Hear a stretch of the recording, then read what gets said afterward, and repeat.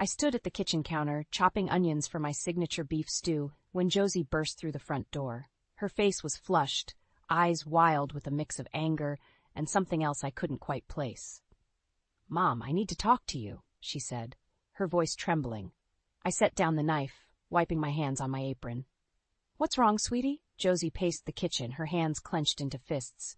"I saw Dad today. He was with Claudia." My heart skipped a beat. "What do you mean, with Claudia?" "They were at the mall, holding hands. I saw them, kissing." Josie's voice cracked on the last word. The room started to spin. I gripped the edge of the counter to steady myself. "Are you sure it was them?" Josie nodded, tears welling up in her eyes. "I'm positive, Mom. I'm so sorry." I took a deep breath, trying to process this bombshell. Steve and Claudia? My husband and my best friend? It couldn't be true. But Josie wouldn't lie about something like this. "Did they see you?" I asked, my mind racing. "No, I don't think so. I ran out of there as fast as I could." I pulled Josie into a hug, feeling her body shake with sobs. "It's okay, sweetie. We'll figure this out." Just then, the front door opened again. Jesse walked in, his backpack slung over one shoulder. He took one look at us and froze. "What's going on?" he asked, his voice laced with concern. I released Josie and turned to face my son. "Jesse, we need to talk. All of us." We gathered around the kitchen table, the beef stew forgotten. I explained what Josie had seen, watching Jesse's face darken with each word. "I'll kill him," Jesse growled, his hands balling into fists. "No, you won't," I said firmly. "We need to handle this like adults." "But Mom," Josie interjected, "what are you going to do?" I took a deep breath, trying to calm the storm raging inside me. "First, I need to talk to your father. We need to hear his side of the story." "His side?" Jesse scoffed. "What side could possibly justify cheating on you?" "I don't know," I admitted, "but I owe it to our family to at least hear him out before making any decisions." The sound of a car pulling into the driveway made us all freeze. Steve was home. "Kids, go to your rooms," I said, my voice steadier than I felt. "I need to talk to your father alone." Josie and Jesse exchanged worried glances, but did as I asked. As they climbed the stairs, I heard the front door open. "Laura?" Steve called out. "Something smells good." I stood up, smoothing down my apron. My hands were shaking, but I clenched them into fists at my sides. Steve walked into the kitchen, a smile on his face that quickly faded when he saw my expression. "What's wrong?" I looked at him, this man I'd loved for over 20 years, and felt my heart breaking. "We need to talk, Steve. Josie saw you today, with Claudia." The color drained from his face. "Laura, I can explain." "Can you?" I interrupted, my voice barely above a whisper. "Can you explain why our daughter had to see her father kissing another woman? Can you explain why you'd betray me with my best friend?" Steve's mouth opened and closed, but no words came out. In that moment of silence, I heard the muffled sobs of Josie from upstairs and Jesse's attempts to comfort her. I took a step closer to Steve, my voice low and dangerous. "You have one chance to tell me the truth, Steve. One chance to save this family. What's it going to be?" As I stared into his eyes, searching for any sign of the man I married, I realized that no matter what he said next, nothing would ever be the same again. Our perfect little family was shattered, and I had no idea how to pick up the pieces. I couldn't sleep that night. Steve's weak explanations and half-hearted apologies echoed in my head. By morning, I was a mess of anger and hurt, determined to see the truth for myself. I drove to Claudia's house, my hands shaking on the steering wheel. As I turned onto her street, my heart stopped. There was Steve's car, parked right in front of her house. I pulled over, my vision blurring with tears. How could he do this? How could they both betray me like this? My phone buzzed. It was Jesse. "Mom, where are you? Are you okay?" I took a deep breath, trying to steady my voice. "I'm fine, honey. I just needed to run an errand." "You don't sound fine. I'm coming to get you." "No, Jesse, But he had already hung up. I sat there, staring at Claudia's house, willing myself not to march up to the door and confront them both. 20 minutes later, Jesse's beat-up Corolla pulled up behind me. He got out and tapped on my window. I rolled it down, avoiding his eyes. "How did you find me?" "Find my iPhone," he said, his voice tight. "Mom, what are you doing here?" I gestured weakly at Steve's car. Jesse's face darkened as he understood. "Let's go home," he said, opening my door. "You shouldn't be here." As I got out, the front door of Claudia's house opened. Steve stepped out, laughing at something behind him. When he turned and saw us, the laughter died on his lips. Laura? Jesse? He looked between us, confusion and guilt warring on his face. Jesse stepped forward, his fists clenched. How could you, Dad? How could you do this to Mom? Steve held up his hands. Son, it's complicated. You don't understand. I understand plenty, Jesse spat. I understand that you're a lying, cheating. Jesse, stop, I said, grabbing his arm. This isn't helping. Claudia appeared in the doorway, her face pale. Laura, I'm so sorry. We never meant for this to happen. I laughed bitterly. Never meant for what to happen, Claudia? For me to find out? For my children to see their father destroy our family? Steve took a step toward us. Laura, please, let's talk about this. Not here. Not like this. No, I said, my voice surprisingly calm. We're done talking, Steve. We're done with all of it. I turned to Jesse. Let's go home. As we drove away, Jesse glanced at me. Mom, what are we going to do? I stared out the window, watching the familiar streets of our neighborhood blur past. I don't know, honey, but we'll figure it out together. When we got home, Josie was waiting on the porch. One look at our faces told her everything. It's true, isn't it? She asked, her voice small. Dad's really leaving us for her. I pulled both my children into a tight hug, feeling their bodies shake with silent sobs. I don't know what your father's going to do, I said. But I know that the three of us are going to be okay. We have each other, and that's what matters. We went inside, and I made us all some tea. As we sat around the kitchen table, I looked at my children's tear-stained faces and felt a fierce protectiveness wash over me. I want you both to listen to me, I said. What your father did was wrong. It's going to hurt for a long time, but we are not going to let this break us. We are stronger than that. Jesse nodded, his jaw set.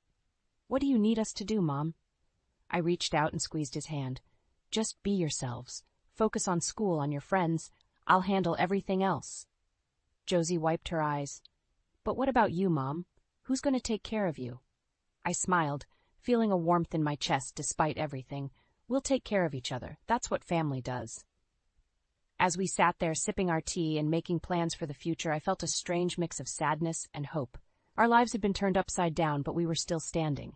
And no matter what Steve or Claudia or anyone else threw at us, we would face it together. The next morning, I woke to the sound of the front door slamming. Steve was home. I steeled myself for the confrontation I knew was coming. I found him in the kitchen, slumped at the table, his head in his hands. He looked up as I entered, his eyes bloodshot and weary.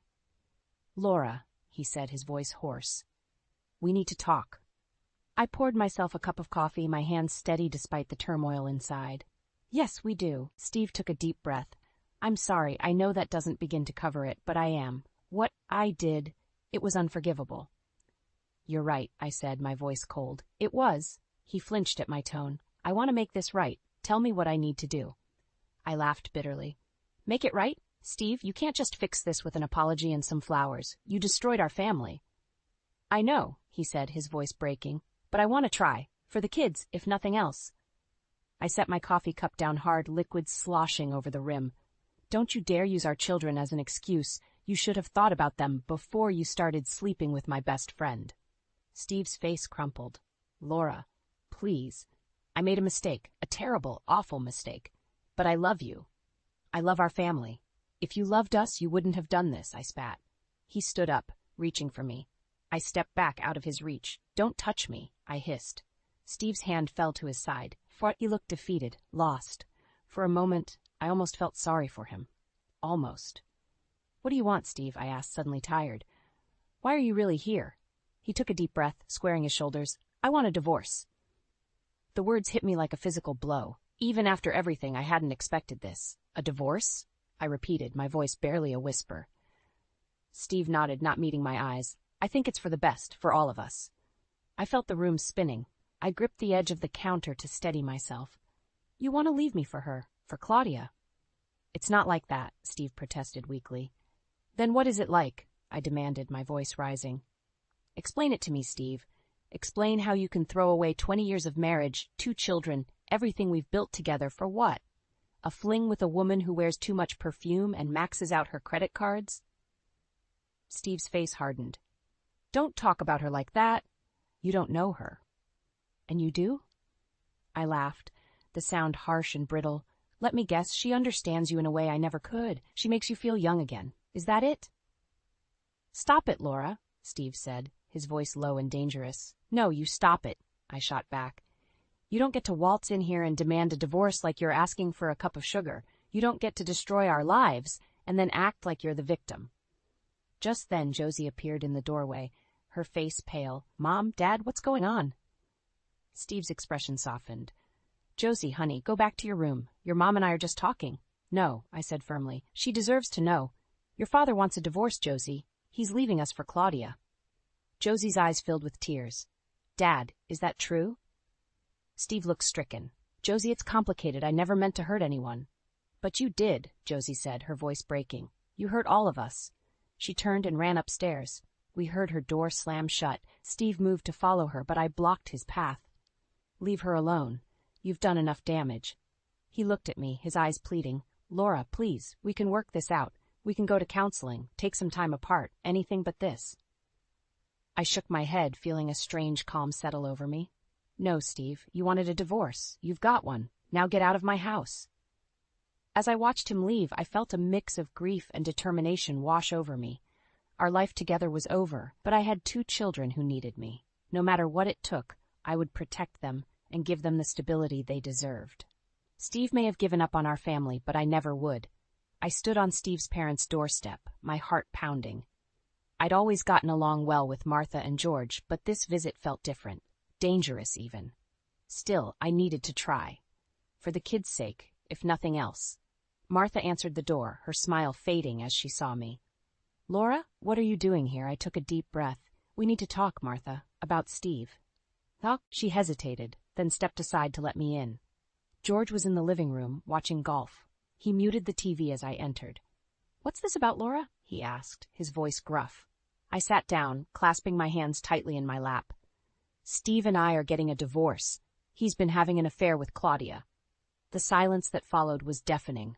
Martha's face paled, while George's reddened. That can't be right, Martha said finally. There must be some mistake. I shook my head. I'm afraid not. Josie saw them together, and Steve admitted it to me himself. George leaned forward, his eyes narrowing. And what did you do to drive him to this, Laura? I recoiled as if I'd been slapped. Excuse me, George, Martha exclaimed, but he waved her off. No, I want to know, he pressed. Steve's a good man. He wouldn't do this without reason. I felt anger bubbling up inside me. Without reason. There is no reason good enough to justify what he's done. Martha sat down beside me, her face a mask of concern. Laura, dear, maybe if you'd been more attentive to Steve's needs. My needs? I interrupted, incredulous. What about my needs? What about our children's needs? George scoffed. Don't bring the kids into this. They'll be fine. Kids are resilient. I stood up, my hands shaking. Resilient? Do you have any idea what this is doing to them? Josie cries herself to sleep every night. Jessie's barely speaking to anyone. Well, maybe if you hadn't turned them against their father, Martha began. I didn't turn anyone against Steve, I snapped. He did that all on his own when he decided to throw away our family for a fling with Claudia. George stood up, towering over me. Now listen here, young lady. I won't have you coming into our home and speaking ill of our son. I refused to back down. Your son destroyed our family. He's abandoning his children for a woman who cares more about her designer handbags than anyone else. Martha gasped. How dare you speak about Claudia that way? She's a lovely woman. Suddenly, everything clicked into place. You knew, I whispered, looking between them. You knew about the affair, didn't you? Their silence was all the confirmation I needed. How long? I demanded. How long have you known? George looked away. That's not important. It is to me, I shouted. How long have you been lying to my face, pretending everything was fine? Martha stood up, wringing her hands. Laura, please try to understand. Steve was unhappy. Claudia makes him happy. I felt like I was going to be sick. And what about me? What about my happiness? What about our children's happiness? Sometimes sacrifices have to be made for the greater good, George said solemnly. I stared at them, these people I'd considered family for over 2 decades. The greater good? Is that what you call destroying a family? Martha reached out to touch my arm. I jerked away. Don't, I said, my voice cold. Don't you dare try to comfort me now. You're as much to blame for this as Steve is. I headed for the door, pausing with my hand on the knob. I came here hoping for support, for some semblance of family. I see now that was a mistake. You're not my family. You never were. As I walked out, I heard Martha call after me, but I didn't turn back. My mind was racing, piecing together all the times Steve had visited his parents alone, all the knowing looks and hushed conversations. I got into my car, gripping the steering wheel until my knuckles turned white. I'd come here looking for peace, for a way to salvage something from this mess. Instead, I'd found more betrayal, more pain. As I drove home, I made a decision. No more olive branches, no more attempts at reconciliation. From now on, I was fighting for myself and my children, and God help anyone who stood in my way. I was elbow-deep in soapy water, scrubbing dishes with more force than necessary, when the front door slammed open. Steve stormed into the kitchen, his face a thundercloud of rage. "You went to my parents," he shouted, not bothering with a greeting. I turned off the faucet and dried my hands, trying to stay calm. "Yes, I did. How dare you?" Steve's voice rose. "You had no right to drag them into this." I felt my own anger rising to match his. "No right? They're my children's grandparents. I thought they deserved to know what was happening to their family." Steve laughed bitterly. "Family? Is that what you call this? You've turned everyone against me." "I didn't turn anyone against you, Steve," I said, my voice steady. "You did that all on your own when you decided to cheat on me with my best friend." He slammed his fist on the counter, making me flinch. "Don't you dare bring Claudia into this." "Why not?" I shot back. "She's as much a part of this mess as you are." Steve's face contorted with anger. "This is exactly why I want a divorce. You're always playing the victim, never taking any responsibility for your part in this." I felt like I'd been slapped. My part? What part did I play in your decision to betray our marriage vows? "You were never there for me," Steve shouted. "Always too busy with the kids, with your hobbies, with everything but me." I couldn't believe what I was hearing. "I was raising our children, Steve. Someone had to be there for them while you were working late nights and weekends." "Don't act like you're the only one who sacrificed," he spat. "I gave up my dreams to provide for this family." "And that gives you the right to throw it all away?" I asked, incredulous. Before Steve could respond, we heard a gasp from the doorway. Josie stood there, her eyes wide with shock and hurt. "Josie," Steve said, his voice softening. "Honey, I'm sorry. We didn't mean for you to hear that." Josie shook her head, backing away. "How could you say those things, Dad? How could you blame Mom for what you did?" Steve reached out to her, but she turned and ran upstairs. We heard her door slam shut. The fight seemed to drain out of Steve. He slumped against the counter, suddenly looking old and tired. "This is why I didn't want to involve the kids," he said quietly. I felt a surge of protective anger. "They're already involved, Steve. They're living this nightmare right along with us." He looked at me, his eyes pleading. Can't we try to make this work? For their sake?" For a moment, I almost wavered. Then I remembered the look on Josie's face, the pain in Jesse's eyes when he found out about the affair. "No," I said firmly. "We can't. It's too late for that." Steve's face hardened. "Fine. If that's how you want it, we'll do this the hard way. I'm calling my lawyer in the morning." As he turned to leave, I felt a strange sense of calm wash over me. "Steve," I called after him. He paused at the door, not turning around. "I want you out of the house by the end of the week," I said. "The kids and we need space to heal." Steve's shoulders slumped, but he nodded. Without another word, he left. I sank into a chair at the kitchen table, my mind racing. This was it. There was no going back now. We were really getting a divorce. I heard footsteps on the stairs and looked up to see Jesse and Josie standing in the doorway, holding hands. Their faces were a mix of fear and determination. "Mom?" Jesse said softly. "What happens now?" I took a deep breath, steeling myself for what lay ahead. "Now, we fight, for our family, for our future. It won't be easy, but we'll do it together." As I looked at my children's faces, I knew I had made the right decision. No matter what Steve or his parents or anyone else threw at us, we would face it as a team. And somehow, someway, we would come out stronger on the other side. The law office felt cold and impersonal as I sat across from my attorney, Sarah. She shuffled through a stack of papers, her face grim. "Laura, I won't sugarcoat this," she said. "Steve's playing hardball. He's going for full custody of the kids and wants to sell the house." My stomach dropped. "He can't do that, can he?" Sarah sighed. He's claiming you're an unfit mother, citing your emotional instability since the separation. I felt the room spin. Emotional instability? I'm not the one who threw away our marriage for an affair. I know, Laura, Sarah said, her voice softening, but we need to be prepared. This is going to be a tough fight. As I left the office, my phone buzzed. It was my new boss at the bakery. Laura, I need you to come in. We're short-staffed. I glanced at my watch. Josie's parent-teacher conference was in an hour. I can't. I have a commitment with my daughter. Look, he said, his voice sharp. I know you're going through a rough time, but I need reliable employees. If you can't make it, don't bother coming back. I felt tears pricking my eyes. I'll be there, I said, my voice barely a whisper. I called Josie, my heart heavy. Honey, I'm so sorry. I can't make the conference. Work emergency. The silence on the other end was deafening. It's fine, Josie finally said, her voice flat. Dad said he'd go anyway. My blood ran cold. Your father's going? Yeah, Josie said. He called this morning, said he wanted to be more involved. I ended the call, my mind racing. Steve hadn't been to a school event in years. Why now? With a sinking feeling, I realized this was part of his strategy. Painting himself as the involved parent while I was too busy working to show up. The bakery was chaos when I arrived. I threw myself into the work, trying to lose myself in the rhythm of kneading dough and decorating cakes. But my mind kept wandering to Josie, to Steve sitting in that conference, charming her teachers. As I was closing up, my phone rang again. It was Jesse. Mom, he said, his voice tight with anger. Dad's here. He's packing up his stuff. And he's taking some of our things, too. I felt a surge of panic. What? Jesse, don't let him take anything of yours or Josie's. I'm trying, Mom, Jesse said, his voice cracking. But he says as long as he's paying child support, he has a right to it. He took your recipe book, the one with Grandma's beef stew recipe. I felt like I'd been punched in the gut. That book was my most prized possession, filled with generations of family recipes.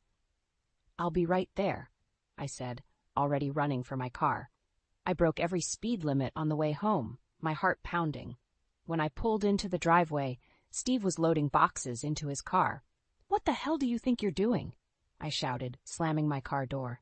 Steve turned, his face a mask of cold determination. Taking what's rightfully mine, Laura. You can't keep everything. I marched up to him, fury coursing through my veins. Give me back my recipe book, now. He smirked, holding it just out of reach. Oh, this old thing? I thought I'd give it to Claudia. She's always wanted to learn how to cook. Something inside me snapped. I lunged for the book, but Steve was quicker. He tossed it into his car and slammed the door shut. You can't do this, I said, my voice breaking. That's my family history, Steve. It's all I have left of my grandmother.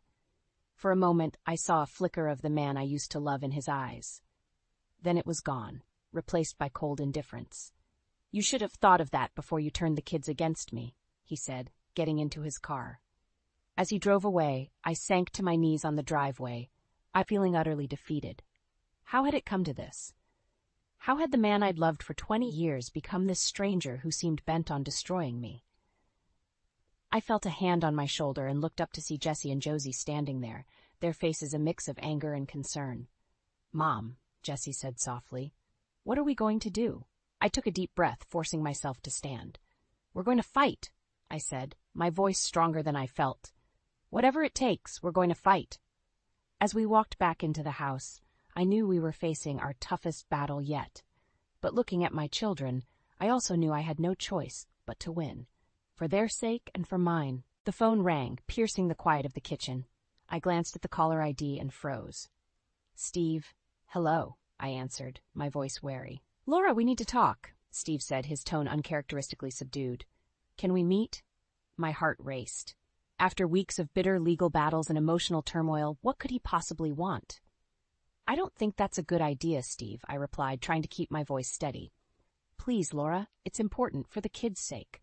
I closed my eyes, weighing my options. Finally, I agreed to meet him at a neutral location, the park where we used to take the kids when they were little.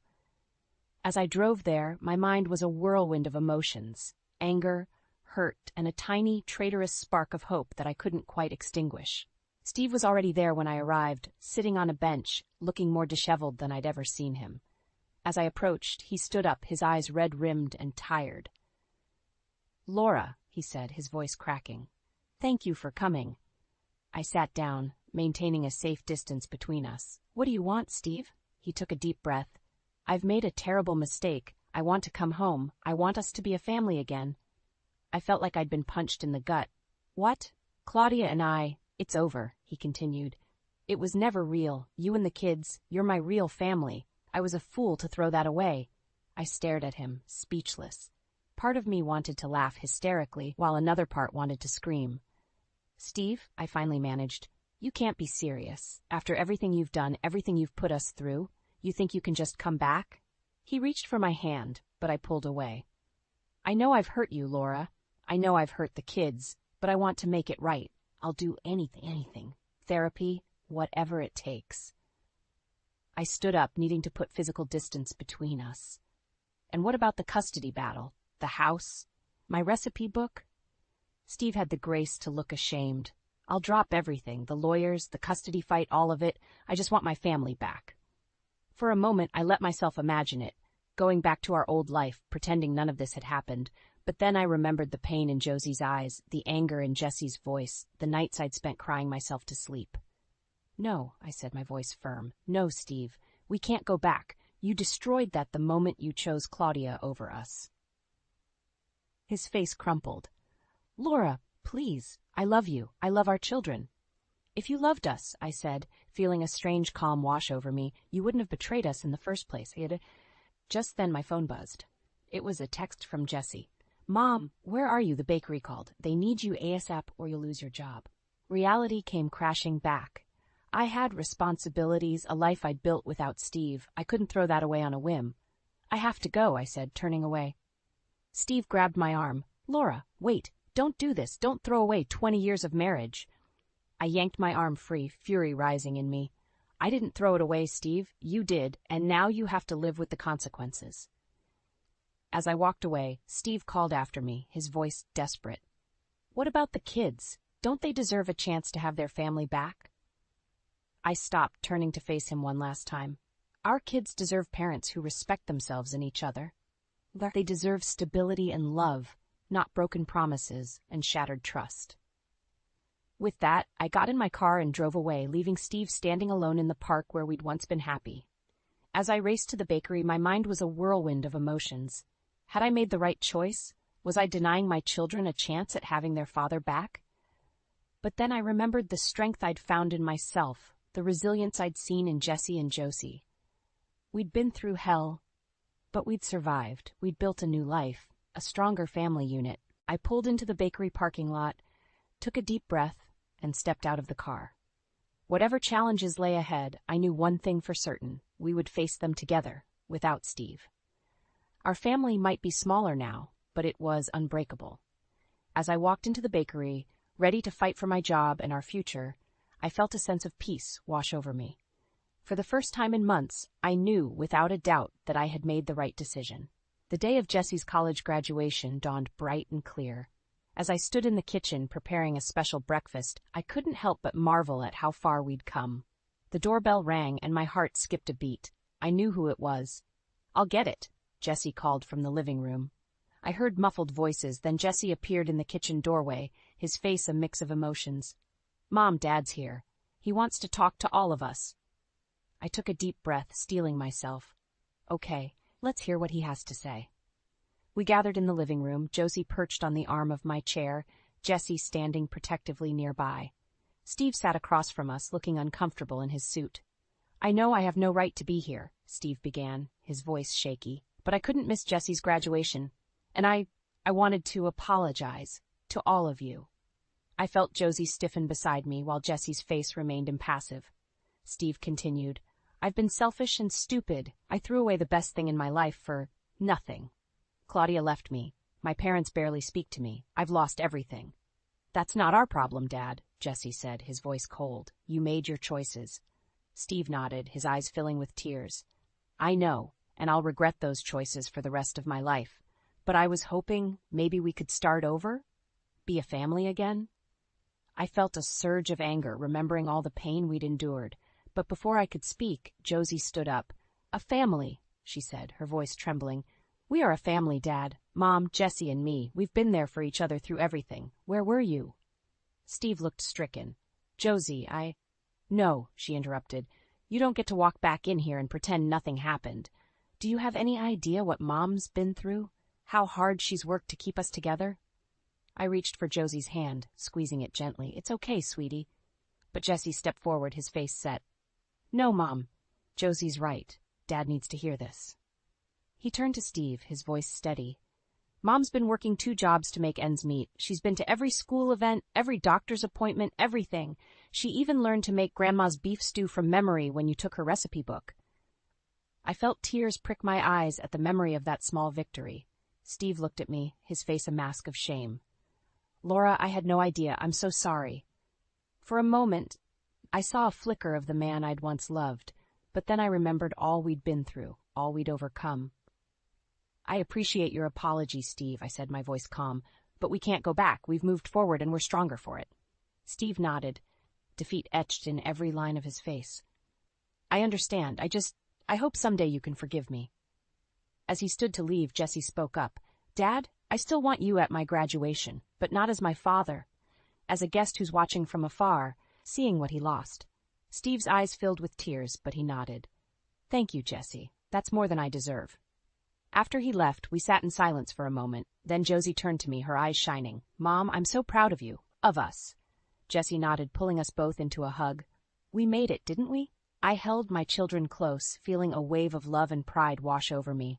Yes, we did, and we'll keep making it, every single day. Later, as we sat in the auditorium watching Jessie receive his diploma, I caught sight of Steve sitting several rows back. Our eyes met for a moment, and I saw regret and longing in his gaze, but I felt no answering pull in my heart. Instead, I turned back to Josie, squeezing her hand as we cheered for Jessie. This was our family now, smaller perhaps, but stronger and more resilient than ever. As Jessie joined us after the ceremony, his face beaming with pride, I knew that whatever challenges lay ahead, we would face them together. We had weathered the storm and come out stronger on the other side. So, Jessie said, grinning at us, who's ready for some celebratory beef stew?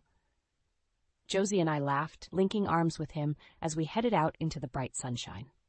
Our future stretched before us, full of promise and hope, and I knew with absolute certainty that we were going to be just fine.